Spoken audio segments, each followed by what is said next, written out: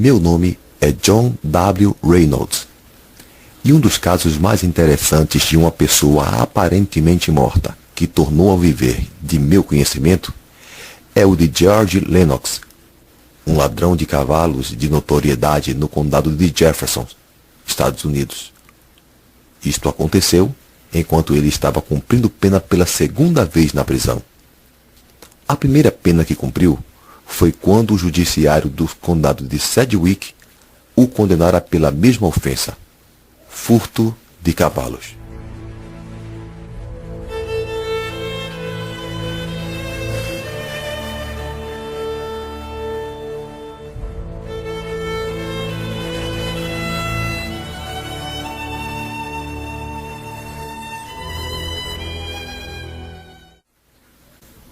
Sua sentença condenatória estipulava trabalhos forçados no inverno de 1887.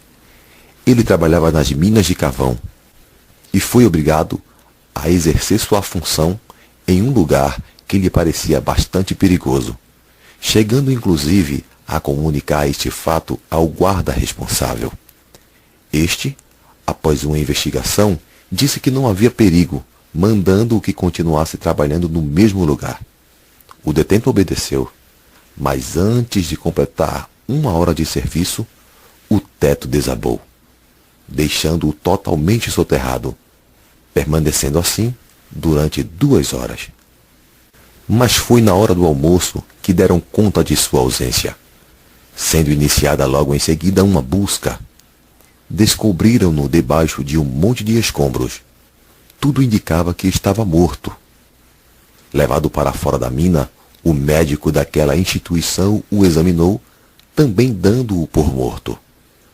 Seu corpo foi retirado para o hospital, onde o banharam e o vestiram para o enterro. Foi confeccionado um caixão na própria prisão e levado para o hospital.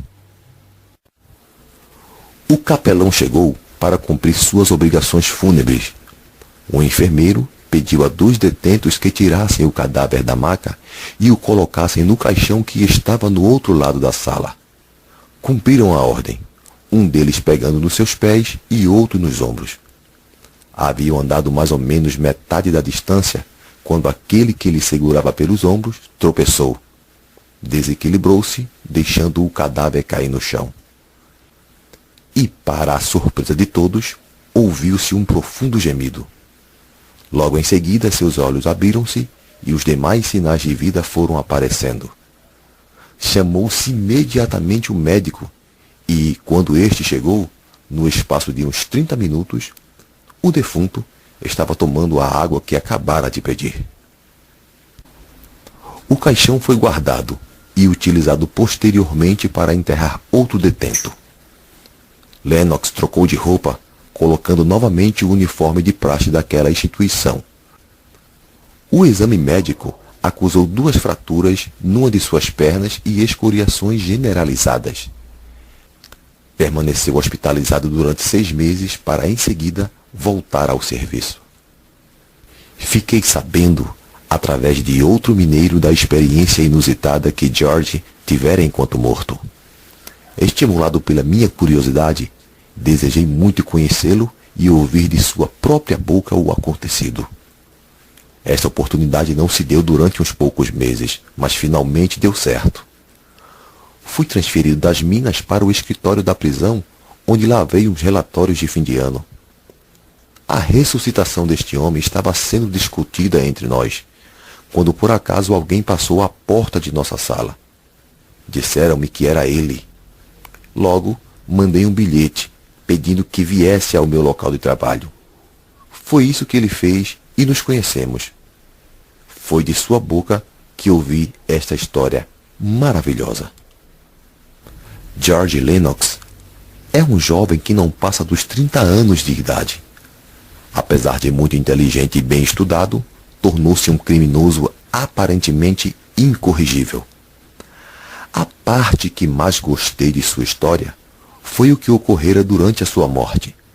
Sendo taquígrafo, registrei fielmente as suas palavras.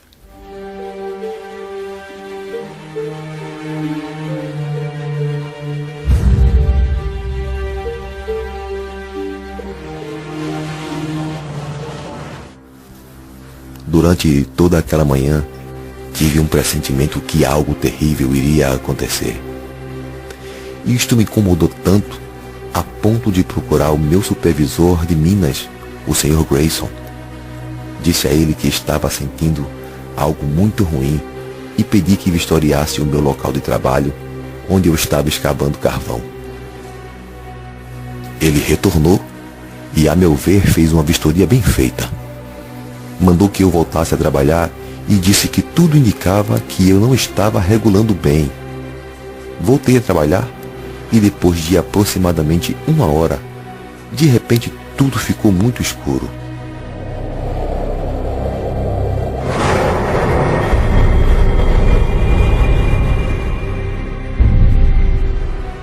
No mesmo instante, parecia que uma grande porta de ferro estava se abrindo, e por ela eu entrei.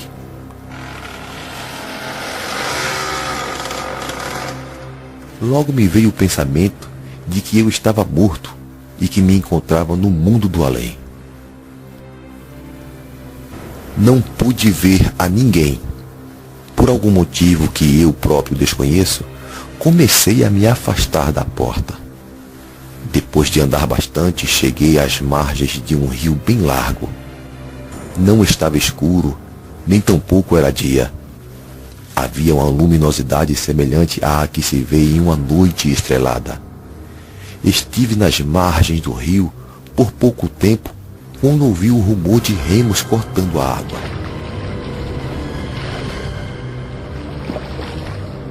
Então, foi chegando até onde eu estava uma embarcação, cujo ocupante estava remando. Perdi a fala. Depois de me olhar durante uns instantes, ele me disse que tinha vindo me buscar. Pediu que eu entrasse na embarcação e remasse até a outra margem do rio. Obedeci. Não trocamos palavra alguma. Queria tanto perguntar quem ele era e onde estávamos.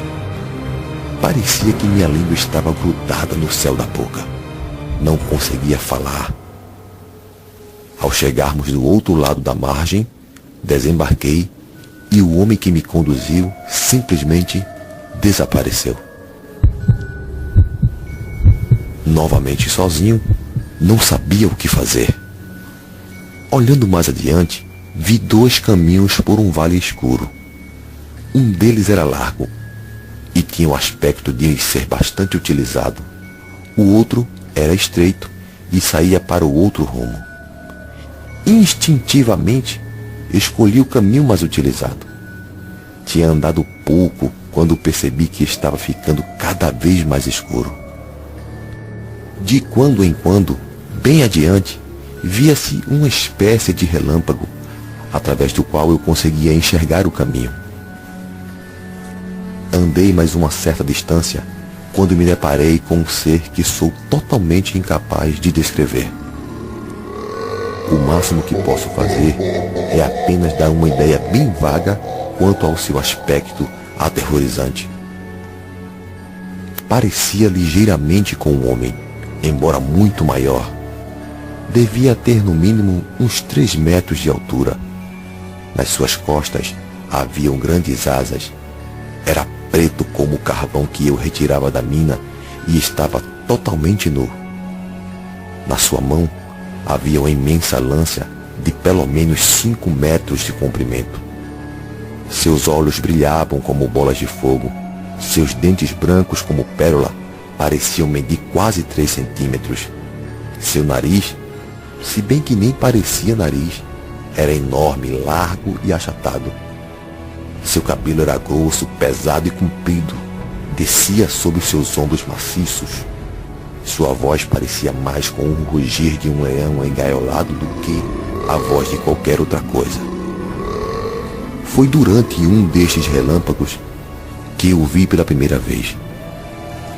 Comecei a tremer como uma folha jogada ao vento. A mão que segurava a lança estava erguida, como se estivesse na iminência de me traspassar. Parei e, com voz muito mais que horripilante do que se pode imaginar, mandou que eu o seguisse. Disse que tinha ordens para ser meu guia durante esta viagem. Segui no seu encalço. O que mais eu poderia fazer? Depois de andarmos uma certa distância, via à minha frente uma grande montanha, cuja face parecia vertical.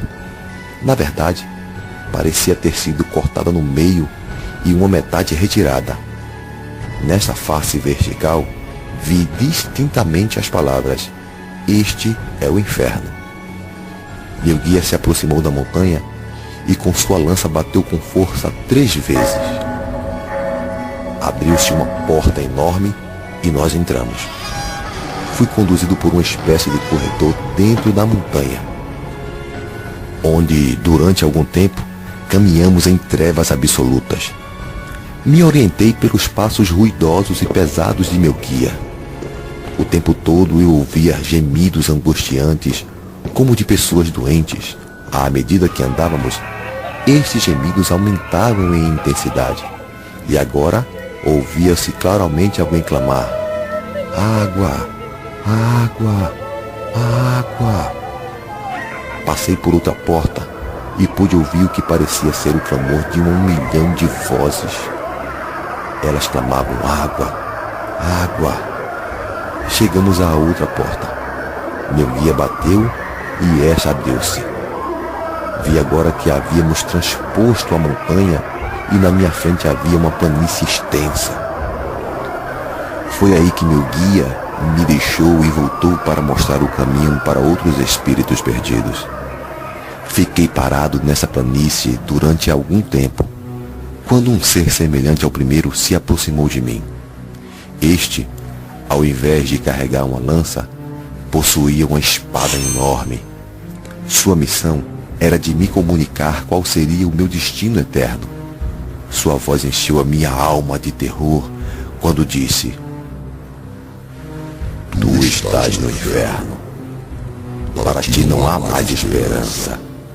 Ao passar pela montanha, ouvistes os gemidos e os gritos dos perdidos que estavam pedindo água para aliviar-se em suas línguas. Naquele corredor há uma porta que dá para um lago de fogo. Este agora mesmo será o teu destino."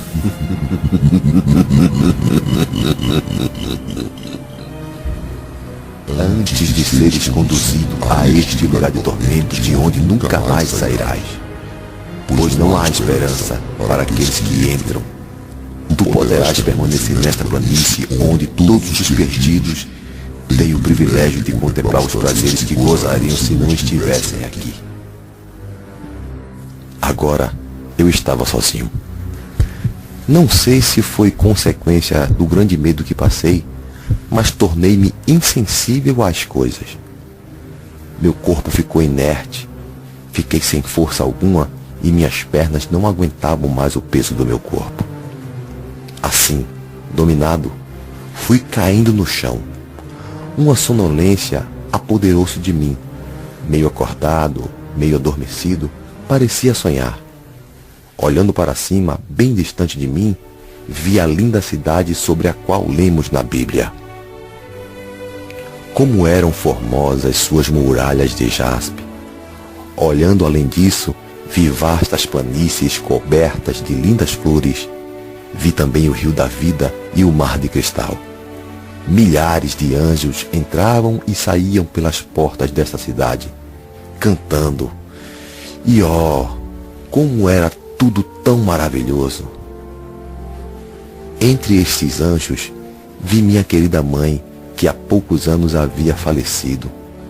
Seu coração estava esmagado pela minha maldade. Olhou para mim e parecia estar me chamando. Mas não haviam condições de me levantar. Sentia-me como se estivesse um grande peso me imobilizando.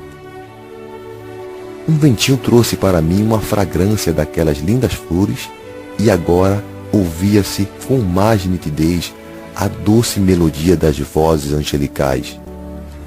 Eu dizia comigo mesmo: como queria fazer parte daquela multidão. Enquanto eu me deliciava com este cálice de satisfação, que era tão perfeito, de repente ele me foi arrebatado dos lábios. Acordei do meu sono. Um dos habitantes deste lugar de trevas me trouxe de volta daquele lindo lugar e me informou que havia chegado a hora de ir para o lugar de meu destino eterno. Ordenou-me que o seguisse. Siga-me. Voltando pelo mesmo caminho, entramos novamente no mesmo corredor. Fui seguindo meu guia durante um tempo até chegar numa porta lateral. Passamos por essa porta e logo em seguida por outra. Então vi na minha frente um lago de fogo. Olhei e até onde meu olho enxergava, vi um lago literal de fogo e enxofre. Grandes ondas de fogo se amontoavam uma por cima da outra, e as chamas se chocavam impetuosamente elevando-se às alturas, semelhante às ondas do mar no intenso furacão. Na crista das ondas, eu vi seres humanos sendo lançados para cima, para um lado e para baixo, e logo em seguida se afundando até as profundezas desse lago medonho de fogo. Ao serem levadas para a crista das ondas, estas almas amaldiçoavam o Deus justo, na mesma hora em que clamavam angustiosamente pedindo água. Esta imensidão de fogo repercutia os gemidos destas almas perdidas. Depois de algum tempo, olhei para trás e por cima da porta onde eu havia entrado, vi as seguintes palavras: Este é o teu destino, a eternidade não tem fim. Daí a pouco, senti que o chão debaixo dos meus pés estava começando a ceder e me via afundando no lago de fogo. Sobreveio-me uma sede que as palavras não são capazes de descrever. Pedi água e neste mesmo instante meus olhos abriram no hospital da prisão. Nunca contei essa experiência para os oficiais da prisão, acreditando que me julgassem louco e me fechassem numa cela especial para os detentos que sofrem das faculdades mentais. Mas vi tudo isso e tenho certeza que o céu e o inferno existem e que este inferno é literalmente fogo, assim como diz a Bíblia. E tenho certeza de outra coisa: nunca irei para aquele lugar. Assim que abri meus olhos no hospital e vi que estava vivo, imediatamente entreguei o meu coração a Deus. Vou viver e morrer como cristão. É verdade que nunca me esquecerei das cenas terríveis do inferno, mas tampouco sairão da minha memória as lindas coisas que vi no céu. Em breve, pretendo me encontrar com minha querida mãe. Irei me sentar nas margens daquele belo rio e passear com os anjos nas planícies que vi.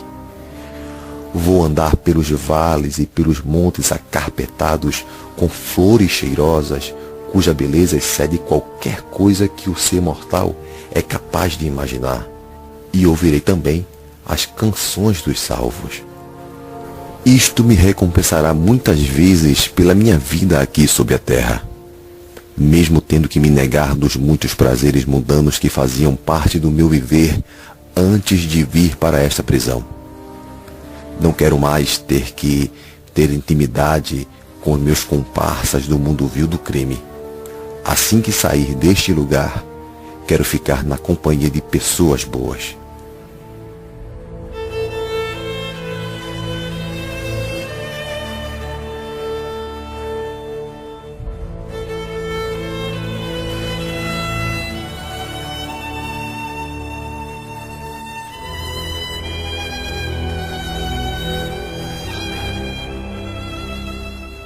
Esta foi a última afirmação de George antes de levantar-se e ir embora. Eu, John W. Reynolds, repasso para o ouvinte esta experiência de George, assim como a ouvi. É uma das experiências mais lindas que já li. Que Deus abençoe esta mensagem para que através dela muitas almas perdidas ainda despertem da morte espiritual. Oh, como as pessoas conseguem duvidar tanto da existência de um inferno literal. Diga-me, como é possível, quando se tem em suas mãos a palavra de Deus, e mais ainda quando ficamos sabendo de uma revelação dessas, e ainda assim, homens e mulheres continuam vivendo uma vida desagradável diante de Deus. Parem, virem-se, peçam a Deus que lhes dê uma experiência de salvação e modifique os seus corações. Caso contrário, poderão passar não apenas 48 horas no inferno, mas toda a eternidade.